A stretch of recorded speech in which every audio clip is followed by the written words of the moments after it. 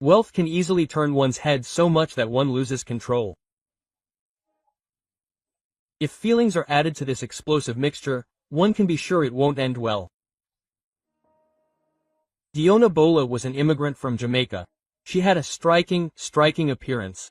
She planned to attend college in Atlanta, USA. She chose the finance department. She moved to America with her husband, who also happened to be a Jamaican. He was a Jamaica Airlines pilot named Sean Nelson. The couple met in 1988 at a Miami nightclub. Diona had always been attracted to wealth. In the 1980s and 1990s, only the best of the best could work as a pilot. They earned enough money and could afford a comfortable life. But this work had its downsides, as Sean spent little time at home. 2 years into their relationship, the couple decided to move to Georgia. During this period, Sean was happy with his work and life. His wife worked as a secretary for a large company and continued her education. She also became a mother. Around this time, discord began to emerge in the relationship. Despite Sean's prestigious, high-paying job, his wife saw no prospects for advancement. He seemed content, which always upset his wife, who believed he should continue to develop and move forward. Diona wanted more. She began to be irritated that her husband wasn't as ambitious as she was. The young woman increasingly pushed him to change jobs and switch to business, in part because she was pursuing an education and could help him with finances. This would allow the couple to create their own family company. She also hoped that this would keep her husband at home. However, he resisted, so his wife decided to take matters into her own hands. Now, her husband's constant absence played into her hands. She wasn't using her free time to devote to her baby. Diona began searching for a man who could offer her the opportunity to improve her lifestyle. In April 1996, the young woman worked as a secretary. This meant she collected mail and delivered it to her boss. This gave her the opportunity to review all these letters. One day, Diona saw an invitation to an exclusive party that her boss had been invited to. She immediately realized it was a very closed, wealthy society. She knew there would be high society figures and wealthy men there. This was a good chance to achieve her materialistic goals. Diona asked her boss what the invitation was, and he told her the party was being organized by Herdon, who was celebrating his birthday. Naturally, Diona was very interested in the possibility of attending. At first, her boss was skeptical, as she didn't know anyone there. But she was a very ambitious and confident woman, so he decided her presence would be viewed positively. Diona's boss learned that one of his employees had also received an invitation but didn't want to go. After speaking with him, he asked him to extend the invitation to Diona. Thus, she achieved her goal and was now able to attend a privileged party for the upper crust. At this point, she had little interest in her husband and child. She only wanted access to American high society. Essentially, she simply wanted to become rich and famous. Tech mogul Lance Herndon's 41st birthday was an excellent opportunity for self-realization for the young woman. He was a well-known Atlanta multimillionaire who made most of his fortune in the tech business and owned a company called AC Inns. He saw his primary focus as the integration of high technology into the city's 911 emergency service. He wanted to expand it, and he was well versed in computers and cutting-edge solutions, which he integrated throughout. For his work, Lance was even once included in the list of the 500 best entrepreneurs in the United States. He personally met with President Bill Clinton, who praised his work. He himself was a very hard worker. His paternal grandfather taught Lance to rise early in the morning to work harder and be as efficient as possible. Therefore, Lance kept 3 alarm clocks in his bedroom, set to go off at 3:40, 3:50, and 4 a.m. Upon waking, he immediately began his work, delegating tasks among his employees. His home was in the same building as the company offices. He lived on the ground floor, with a separate entrance, while the rest of the employees worked on the upper floors. Waking at 4 a.m., Lance went up to his office, which was located above, and wrote down messages for the employees who arrived later. He gave them instructions on what to do, which he posted at their workstations. By the time they arrived, they already knew what they would be doing that day. People eagerly worked for his company for many years, earning good money. Everyone saw Lance as a sensible and sensitive leader, focused on success. Thanks to his meticulousness and love for his business, he achieved everything one could only dream of. The company flourished. In the 1990s, Atlanta became the center of the social scene. Lance became a prominent part of it. Working Monday through Friday, he didn't forget about rest. On his days off, he often hosted private parties. Despite his success and fame, he had weaknesses. His main vice was beautiful women. He was not attractive, however. A short man with a simple appearance, Lance had little appeal to girls in his youth. But when he acquired a large fortune, many women followed him. By the year, he had been married 3 times. Shortly before the party Deonna wanted to attend, Lance divorced again. It was no secret to those close to him that the reason for this breakup was his infidelity. Women loved him, so he was famous, rich, and generous with gifts. He spent thousands of dollars each week on his mistresses. His wife earned even more. But she grew tired of his infidelity. So, when Lance Herndon's wife's position once again became available in 1996, the competition was quite fierce. However, being the next Mrs. Herndon wasn't all that pleasant. In fact, 2 of Lance's wives didn't even make it to their first wedding anniversary. The others lasted longer. He quickly lost interest in his lovers. Afterward, he usually offered them money and separation, but he kept everyone from his fortune. In 1990, Lance married Janine. Many in his circle believed she was the most worthy partner for him. Immediately after their marriage, they began working on their dream home, a 6,000 square foot mansion. Most of the couple's neighbors were wealthy. The construction was taking place in an upscale neighborhood in Brosil, a suburb of Atlanta. It was during this period that the first disagreements arose. Janine disliked her husband's approach to business. She even considered the fact that he left notes for his employees early in the morning and then went about his business, interacting virtually without anyone, selfish. Lance himself believed that direct contact with ordinary workers was a waste of time. Perhaps because of this, or perhaps because of his attitude toward women in general, Lance lost interest in Janine quite quickly. By this time, Janine was already pregnant with their future son. She noticed that Lance's interest had waned. He practically stopped communicating with her, and soon she learned that he was dating and even sleeping with other men. For a while, she tolerated all this in the hopes of saving the family, expecting her husband to show interest in her again. But by the time their child was born, she could no longer tolerate his behavior. The couple decided to separate due to his numerous infidelities. So, by his 41st birthday, Lance Herndon was on the lookout again. Having received an invitation to the party, Deonna began meticulously preparing. She chose her best outfit and did her makeup and hair to perfection. In April 1996, she found herself at a private party hosted by multimillionaire Lance Herndon. More than 400 people gathered, all representatives of Atlanta's privileged community. Despite the fact that Deonna didn't know anyone there, she looked so stunning that she immediately attracted attention and found company for the evening. However, she wasn't interested in these people. She wanted the hero of the occasion. Lance rarely interacted with the guests at this time. He usually took a seat in the corner of the rented room with a large table and sofa. He sat and chatted with the women. He had a habit of keeping a piece of paper on which anyone could write their name and phone number. This piece of paper was never empty. At some point, Lance became attracted to a petite woman with brown eyes who had been eyeing him for most of the evening. It was Deonna. Despite being there uninvited, she didn't know anyone in the room. She managed to hook up with the party host himself. In the midst of the party, he approached her to introduce himself and introduced himself as Lance Herndon. They spent the rest of the party together, chatting pleasantly. He got Diona's number, and their relationship began to blossom the next day. Those close to him repeatedly heard him say that he had now met the hottest woman in Atlanta. However, this wasn't unusual.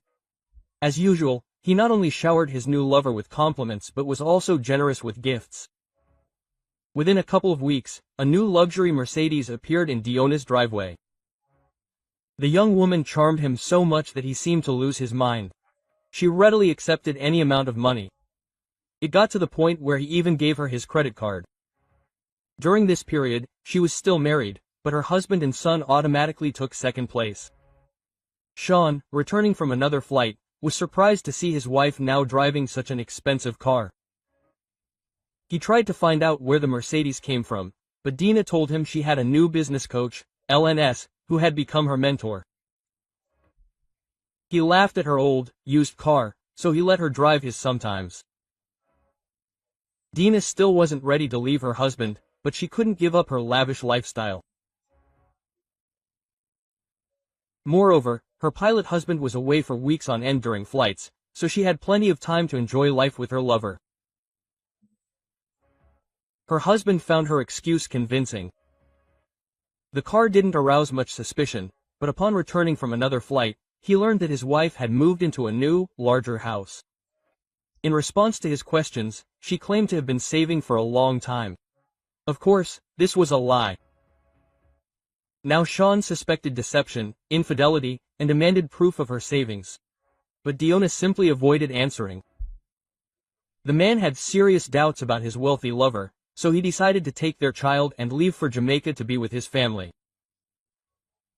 He didn't suspect that this was exactly what his wife wanted. Now she could freely spend all her free time with Lance, courting his favor so she could become the next Mrs. Herndon. It's not known for certain whether she told Lance about her husband and child. In any case, he eagerly entered into a serious relationship with her. Now he had an attractive secretary with a Jamaican accent, who, at the slightest call, rushed to his office in a gift car. However, Diona wasn't the only one lying to her loved ones. Lance was a liar too. Lance's accountant was his own mother. And for good reason. In fact, he needed someone close to him who could keep the real state of affairs at the company a secret. The harsh truth was that his accounts were empty. He was broke from the exorbitant spending he was doing on parties and women every week. He had tens of thousands of dollars in credit card debt, but he couldn't stop and live a more modest lifestyle. Lance's mother knew all too well what was going on, but kept it all a secret. Her main priority was paying taxes and staff salaries on time, so no one would suspect a thing. About 2 months after starting his relationship with Dion, Lance's total debts had already reached around $500,000. The couple's relationship had been booming, but then things went back to normal. Sometime after they met, Lance began to lose interest. Throughout this time, he spent between $20,000 and $40,000 per month on his mistress. She quickly became addicted to the wealthy lifestyle, filling her wardrobe exclusively with designer clothes, even refusing to wear the same outfit twice. Her lover didn't want to tell her the truth. As usual, he gradually began to limit their contact, assuming it would soon fizzle out. But Diona proved far more clingy than the American women Lance was used to. Despite his persistently ignoring his calls, Diona began seeking meetings at every opportunity. Now, instead of money, he only gave her excuses. For Lance, this was all easy, since he had a list of the most beautiful women in Atlanta in his pocket. For his mistress, it was a huge blow. Now, the Jamaican immigrant was replaced by Katie Collins, whom Lance had met in Los Angeles back in 1989. They had communicated periodically throughout this time, but it seemed that Katie wasn't particularly attractive. At least, not enough to make her a fourth wife. Nevertheless, her photo took up space on his nightstand. During this same period, he was dating another woman named Talana. She was also an employee of his company, whom he personally paid for small administrative tasks. Unaware of the true scale of what was happening, Deonna continued desperate attempts to establish contact, but she had already been written off, like everyone else. The young woman kept calling, becoming increasingly aggressive. It became clear she wasn't taking no for an answer. Lance now described her to his friends not as the most beautiful woman in Atlanta, but as a complete hysteric who behaved inappropriately. But Deonna couldn't back down. She had received so much money from him that greed had taken hold. She couldn't stop. On July 10, 1996, she put on her best outfit and applied perfect makeup. She was sure Lance wouldn't be able to refuse her now, and she'd have plenty of money again. Late that evening, the woman drove to his home, but before she got to the door, she noticed another woman inside. Her original plan suddenly backfired. She flew into a rage, ran to the door, and started pounding on it, screaming hysterically. Instead of coming out to his former lover, Lance claimed he didn't know who the woman was and called the police. When patrol cars arrived, Deonna was still hysterical. She was even more enraged that Lance was acting as if he didn't even know her. She claimed she'd been seeing this man for the past few months. He'd been paying all her bills, but no one was listening to her. Lance was also furious at the behavior of the uninvited guest. Now he'd canceled the credit card he'd given Deonna. A report was even filed for attempted burglary. Deonna could end up behind bars. Naturally, this infuriated the woman even more. And in August, the situation began to escalate. A trial was looming, which could have sent Deonna to prison, and she couldn't allow that to happen. Lance had completely cut her off from his financial support. He also believed that his relationship with his ex was over for good. Deonna and her husband were on the verge of divorce. The millionaire continued to indulge in extravagant spending, met a new girlfriend named Lana, and spent time with her. On August 8, 1996, he attended a celebration dedicated to the Olympic Games. Then he picked up his grandmother from the airport. The woman was 92 years old. She suffered from a severe form of Alzheimer's disease and felt she would soon die.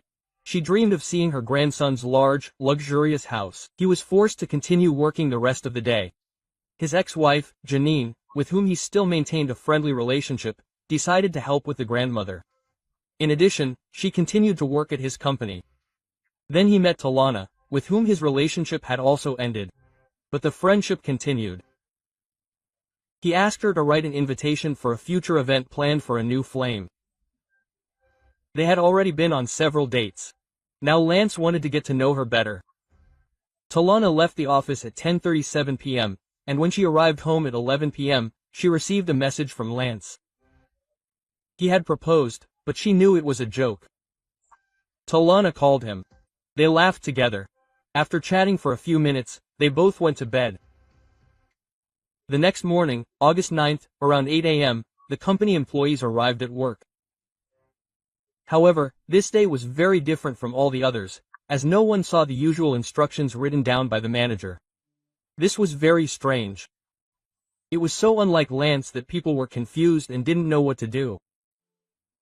The residential part of the building was closed to regular employees, so they had to wait until Lance's mother arrived for work.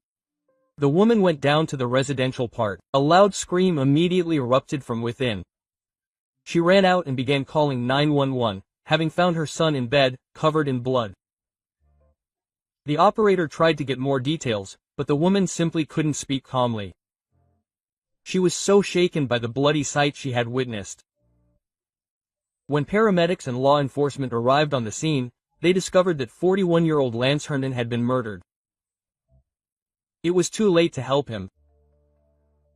He was found lying on his back with his arms crossed over his chest. This was his usual sleeping position, according to his ex-wives. The attack may have occurred while Lance was sleeping. An examination revealed that he had suffered at least 1,000 blunt force blows to the face. No signs of forced entry were found at the scene. All 3 alarm clocks he used were turned off. His wallet and several credit cards were left on the dresser in the bedroom. However, the shirt and pants Lance had worn the night before were missing. A bloody pillowcase, likely used by the perpetrator to wipe blood from the murder weapon after the attack, was found in the toilet of the master bathroom. His laptop and an expensive ring were missing. A chewing gum wrapper was found near the garage. One important detail was noticed by his mother. A photograph of Katie, his longtime partner, which he kept on his nightstand, was turned face down. The medical examiner determined that the man was killed between 2 and 4 a.m. He determined that the adjustable wrench used in the murder was missing. The tool had been lying in plain sight, within easy reach of the killer. It all seemed like a fit of jealousy, given the victim's dissolute lifestyle. This seemed the most likely outcome. After analyzing the brutality with which the multimillionaire was dealt with, they concluded that the crime was committed in a state of passion. Police immediately began questioning his loved ones, determining whether there had been anyone in his life who had acted aggressively or stalked him recently. One of the prime suspects was Janine Price, his ex-wife, as she held a $1 million life insurance policy on Lance. She was the sole beneficiary of his ex-husband. However, she had no financial motive. Despite a substantial death benefit, Lance had not abandoned her and their son, paying thousands of dollars monthly for their support. He had denied them nothing. He had pledged to do so until they were 18. Combined, Janine and the child would have received much more over that period than the lump sum of $1 million. Therefore, a financial motive seemed unlikely. Lance was more valuable alive. Furthermore, she had willingly cooperated with law enforcement and aroused no suspicion. Katie Combs had in fact been with another man that same night. Her alibi was confirmed, as was Talana's word. Investigators continued pursuing leads. They had plenty. Then a public funeral was held. Len was buried in a closed casket, as his face was so disfigured that it could not be fully restored. Then the most shocking information came to light. The company account was empty. It turned out that the deceased and his mother had been simply trying to stay afloat for years. Whenever they received any money, they immediately spent it on paying off debts and employee salaries. This allowed them to conceal information. After his death, Len had accumulated an almost unbearable financial burden, approximately $1 million. His relatives began selling off their belongings to pay off any debts, including unpaid wages and taxes. All of the man's properties were sold below market value, which allowed them to pay off a significant portion. Meanwhile, detectives continued their search for the killer. 18 months had passed since the crime, and they still had no leads. The situation changed when Sean Nelson contacted the police. A man was divorcing Deonna Bowe and called the department after yet another argument with his wife. She threatened and, in a fit of rage, declared that she would kill him just as she had done to Lance Herndon. Deonna confessed to her husband that she had been at his house the night of the murder. Divorce proceedings were already underway at the time. Deonna lied to the court when her ex-lover's name surfaced, claiming they were just friends. Investigators working on the murder case discovered this. They had been in contact with Deonna a year and a half before these events. Now her words contradicted her initial testimony. Shortly after Lance's death, his trial for home invasion and embezzlement of a millionaire was scheduled. Could Deonna have killed him to prevent him from testifying against her at trial?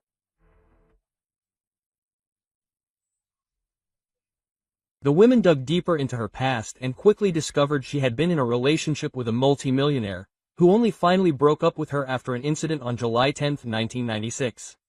Police wanted to talk to her and went to the woman's home, but no one answered their repeated knocks on the door. Investigators questioned neighbors, but they didn't know where the suspect was, so they went to the station. Deonna then went to her neighbor's house immediately after the police left to find out what they wanted. Deonna claimed she was showering when the police arrived, but the neighbor didn't believe her. Given Deonna's dry hair and makeup, she wouldn't have been able to dry and apply makeup that quickly. Deonna then got into her car and drove away. The neighbor contacted the police and told them she had just left, so they went to Deonna's house to wait for her return. About 20 minutes later, the woman returned home and collapsed. Then she became hysterical upon learning of Lance's death. but the police found it all implausible. She was brought into the station for questioning. She admitted that the deceased's laptop was in her possession, but explained that the man himself had brought it to her home shortly before the murder. This all contradicted the established timeline. Moreover, all of Lance's co-workers insisted it couldn't be true. The meticulous Lance would never have taken the laptop out of the office. He always needed it for work.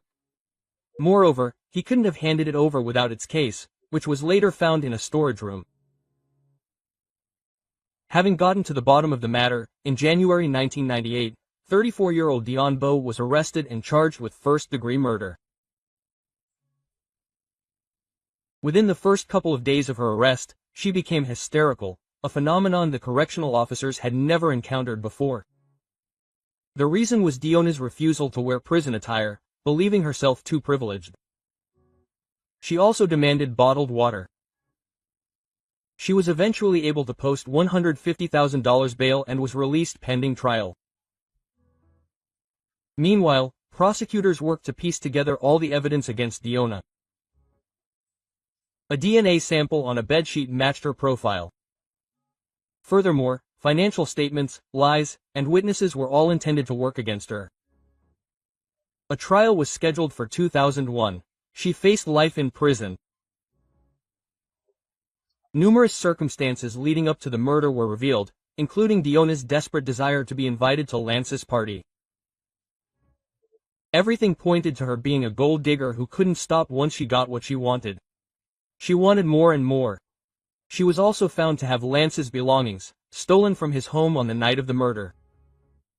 One of the most compelling pieces of evidence was the discovery of a skin fragment containing DNA under Lance's fingernails. Laboratory analysis confirmed that it belonged to Dion. Anyone close to the murder victim knew that he showered 3 times a day because he greatly enjoyed the feeling of cleanliness. Therefore, finding someone else's skin under his fingernails would only have meant he was attacked after he showered before bed. A few hours after the murder, Dion used Lance's credit card to pay for $3,000 in furniture. Naturally, after everything that had happened between them, he would not have given her the money voluntarily. The fact that the alarm clocks had been turned off also suggested that the killer was a close friend familiar with the victim's daily routine and habits. All of this convincingly proved the defendant's guilt, but the defense continued to insist that, although Dion had been at Lance's house that fateful night, it was only to have sex with him. After the encounter, Dion left his house. The man was alive and well, and she had nothing to do with his death. The defense attorney attributed the presence of the defendant's DNA under his fingernails and on the bed linen to intimate contact. The furniture purchase was a pre-planned and agreed-upon purchase. According to the defense, the victim had numerous ill-wishers, ex-wives, mistresses, and their husbands, who were jealous of Lэнsa and could have used this method to settle scores with him. The defense attorney claimed that the police had poorly investigated the circumstances and failed to check all possible suspects, focusing their efforts solely on Dion. The woman was found guilty of premeditated murder and theft. Following the trial, Dion Bowe was sentenced to life imprisonment. However, her story didn't end there, as she had a good lawyer. 2 years later, the sentence was overturned. The defense attorney succeeded in obtaining a retrial, citing violations committed by the prosecution in their work.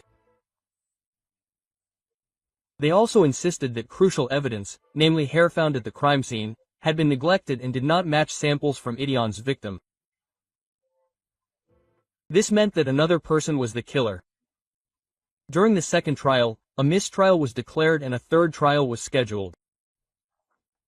Shortly before the start of this trial, the woman's team appealed to the judge for assistance.